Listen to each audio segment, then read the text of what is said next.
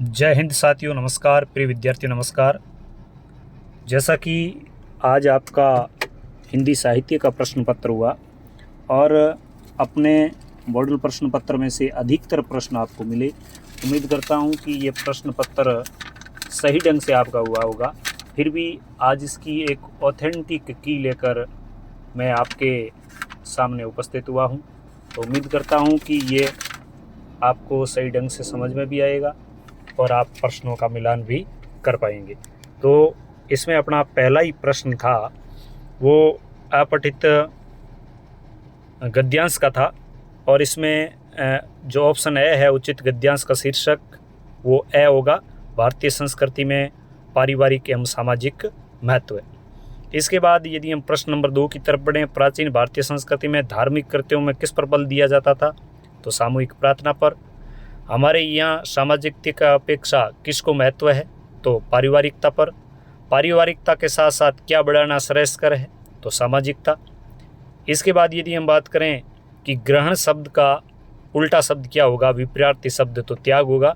और व्यक्तित्व कब समाप्त हो जाता है? तो व्यक्तित्व का जो व्यक्ति का व्यक्तित्व है वो सम्मिलित परिवार की प्रथा अत्यधिक बढ़ने से उसका व्यक्तित्व समाप्त हो जाता है। इसके बाद जो दूसरा अपठित काव्यांश था ये थोड़ा समझ से परे रहेगा आपके, और इसमें एक तरीके से विवाद की स्थिति भी बन सकती है। बोर्ड क्या प्रश्न माने वो अलग है कि उपयुक्त गद्यांश का उचित शीर्षक क्या है। तो यहाँ पर मुझे कदम कदम गुजरना चाहता हूँ ये भी है, बहुत अच्छा लगता है ये भी है। तो कदम कदम मैं यहाँ कहूँगा मेरे अनुसार कि ऑप्शन ए सही है। कवि को चौराहे कैसे लगते हैं? तो बाहें फैलाए लगते हैं। एक पैर रखता हूँ तो 100 राहें फूटती है। इसका मतलब क्या है?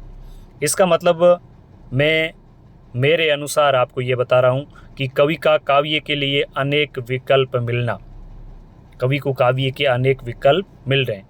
अपने शब्द का विलोम क्या होगा? तो अपने का पराया होगा।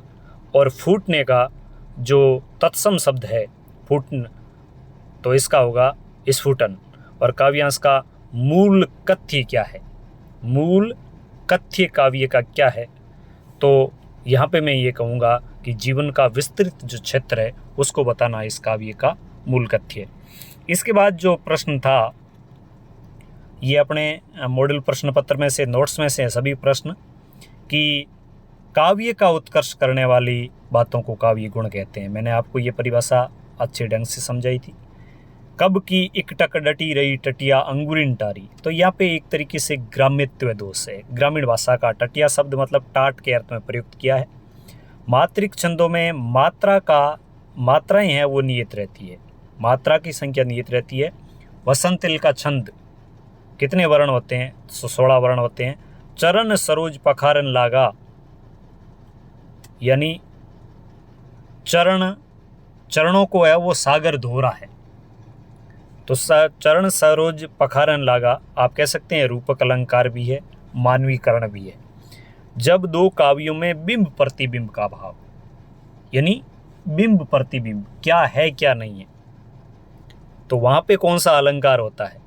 ये अलंकार, इस अलंकार पर मैंने विशेष फोकस किया था। आप पुनः अलंकार का वीडियो देखिए, आपको क्लियर हो जाएगा कि जहाँ पर बिंब प्रतिबिंब का भाव, अपन कहते हैं ना कि संभावना मतो उत्प्रेक्षा होता है, तद रूपकम उपमान उपमेय का जहाँ पर होता है तो वहाँ पे रूपक होता है। जहाँ पर समान गुणों के कारण उपमान और उपमेय में समानता बताई जाती है तो वहाँ उपमा अलंकार होता है। इसके बाद प्रश्न नंबर 3 था उपमा अलंकार की परिभाषा। देखिए, उपमेय और उपमान में समान गुणों के कारण, समान गुण धर्म के कारण समानता बताई जाए। कहती हुई यों उत्तरा के नेत्र जल से भर गए, हिम के कणों से पूर्ण मानो गए पंकज ने, तो मानो उत्प्रेक्षा अलंकार है, उत्प्रेक्षा अलंकार है। समाचार लिखने की एक विशेष लेखन शैली है तो उसका नाम उल्टा पिरामिड शैली है। इसके अलावा भी और शैलियाँ हैं, उनके नाम लिखने हैं। तो ये 1 नंबर का प्रश्न है, आप एक आध और शैली का नाम लिख दें। विचारपूर्ण लेख क्या है? तो कोई भी लेखक अपने विवेक से किसी गंभीर विषय पर जो लेख लिखता है, जो चिंतन और मनन पर आधारित होता है, उसे विचारपूर्ण लेख कहते हैं। समाचार माध्यमों में एक सफल साक्षात्कार के लिए किन किन गुणों की आवश्यकता है? अपने नोट्स में से ये भी है, ये भी है, ये भी है, ये भी है। निराला की कविता सरोज स्मृति किस पर केंद्रित है? तो ये एक शोक काव्य है, शोक भाव पर केंद्रित है। जहाँ कोई वापसी नहीं पाठ की विदा लिखिए, तो एक तरीके से यात्रा वृत्तांत है। कच्चा चिट्ठा पाठ का मूल विषय क्या है?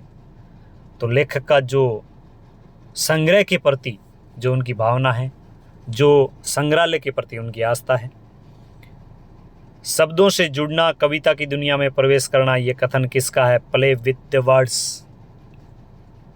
नाटक का सबसे जरूरी और सशक्त माध्यम क्या है? संवाद। किसी कहानी का केंद्रीय बिंदु क्या होता है? कथानक। पहचान, कहानी में राजा को कैसी प्रजा पसंद है? गूंगी, बहरी, अंधी। तो इस प्रकार ये प्रश्न थे।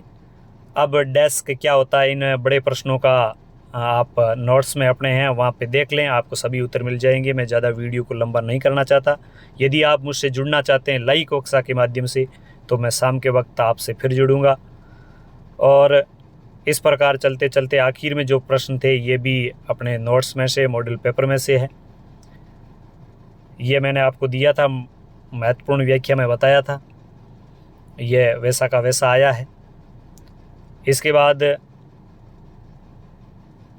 जो गद्यांश और पद्यांश है, इसमें मैंने वैश्विक महामारी कोरोना के बारे में बताया था।